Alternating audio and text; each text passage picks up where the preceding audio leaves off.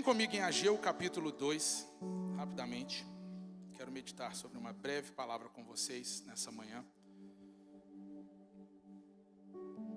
Ageu capítulo 2, 7, 8 e 9 vai dizer assim: farei tremer todas as nações, as quais trarão para cá os seus tesouros, e encherei este templo de glória, diz o Senhor dos exércitos.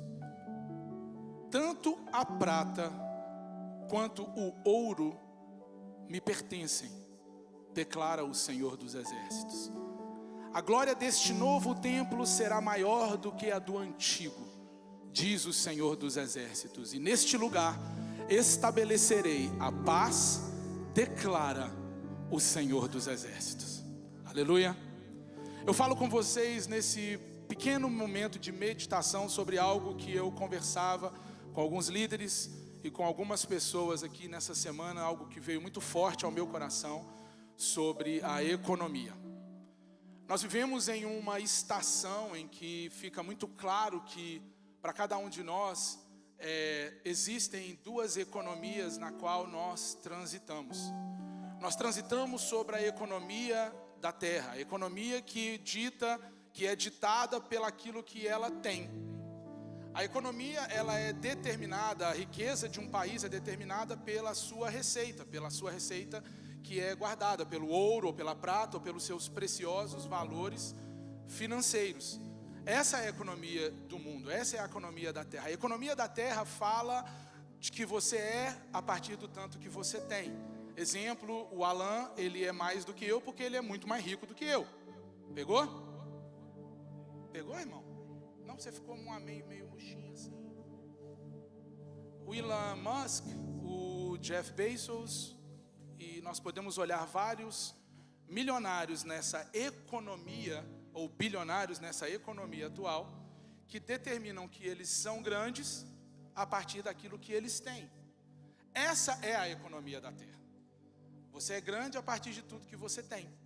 Você tem mais poder a partir daquilo que você tem. Só que existe uma economia que ela é diferente da economia da terra. Ela não é determinada pelaquilo que se tem, mas é determinada pelaquilo que você é. E essa é a economia do céu. A economia do reino de Deus, ela se torna diferente a partir de alguns princípios. Um dos princípios do diferencial da economia de Deus com a economia da terra é que a economia da terra, ela é determinada a partir daquilo que se tem como reserva.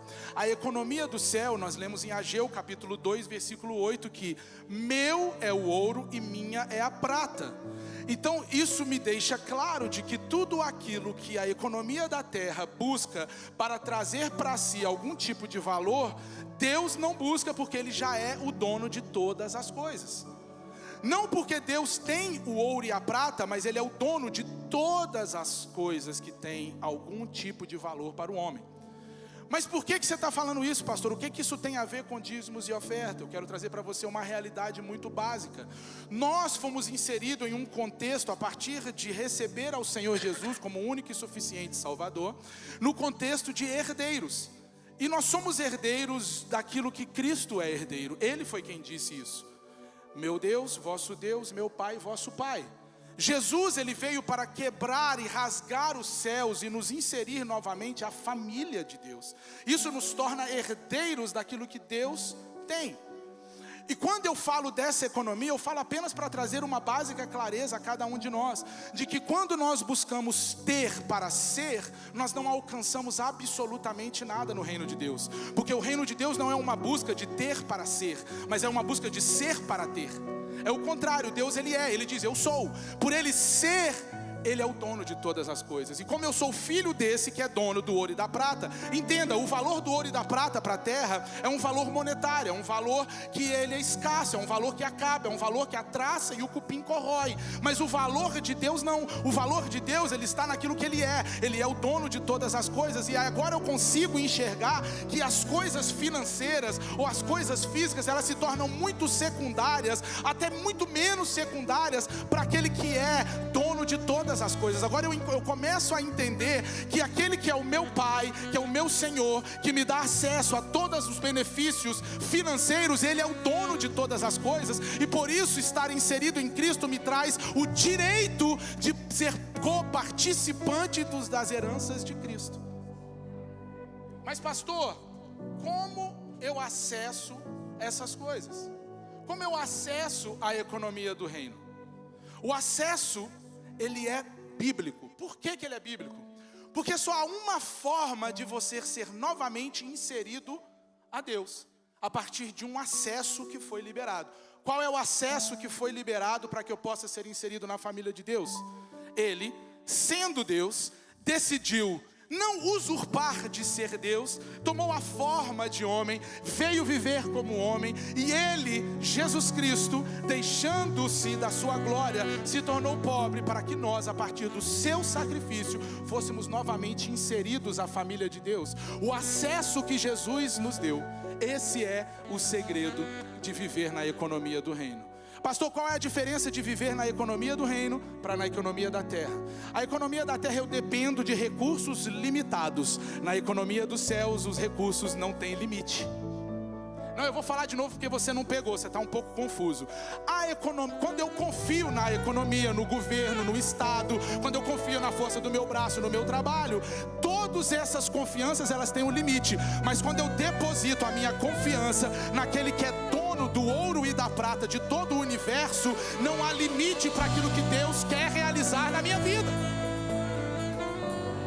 Estar inserido no contexto de economia do reino vai muito além de financeiro, vai muito além de ter coisas, vai muito além de adquirir bens, vai muito além, não. Estar na economia do reino faz com que você caminhe leve, sabendo que a minha confiança está depositada naquele que é dono dos céus, da terra e de tudo que neles há. É dono do ouro e da prata, é dono da minha vida, é dono do meu respirar, é dono da minha casa, é dono da minha família, é dono da minha empresa, é dono de todas as coisas. Não, Ele não é o meu sócio, Ele é o dono de todas as coisas.